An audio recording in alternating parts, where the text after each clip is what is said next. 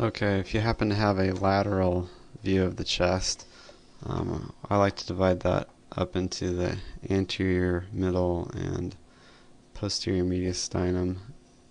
And first of all, the anterior mediastinum should be able to see retrosternal airspace.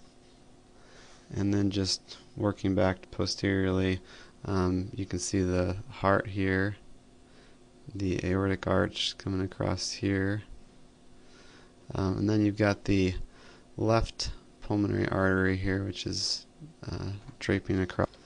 So it drapes over the left upper lobe bronchus, which you can see right there. And you kind of want to try and look at the trachea. You also might look, and occasionally you can see the esophagus, which is pretty rare though.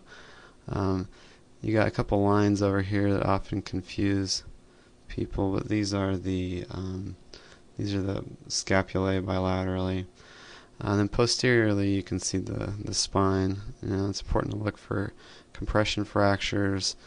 These vertebral bodies you can see are dense, become less and less dense as you go down inferiorly. If any of those vertebral bodies become more dense, then you have to worry about either an overlying airspace mass or a vertebral sclerotic lesion or blastic lesion.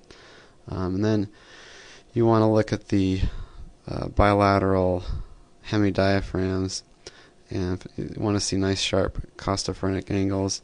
And it can be hard to distinguish between the right and left hemidiaphragm on the lateral view, but the most reliable feature to look for is the left hemidiaphragm. When it hits the heart, you can't see it after that point. So this diaphragm you can see continues on anteriorly. That's the right hemidiaphragm. This hemidiaphragm gets to about right here, kind of about where it hits the heart, and then you can't distinguish it here. So that's the left heart border. This is the right heart border. And you want to look for effusions. Those should be nice and crisp. And then you just want to make sure that there's no airspace disease, no pneumonia.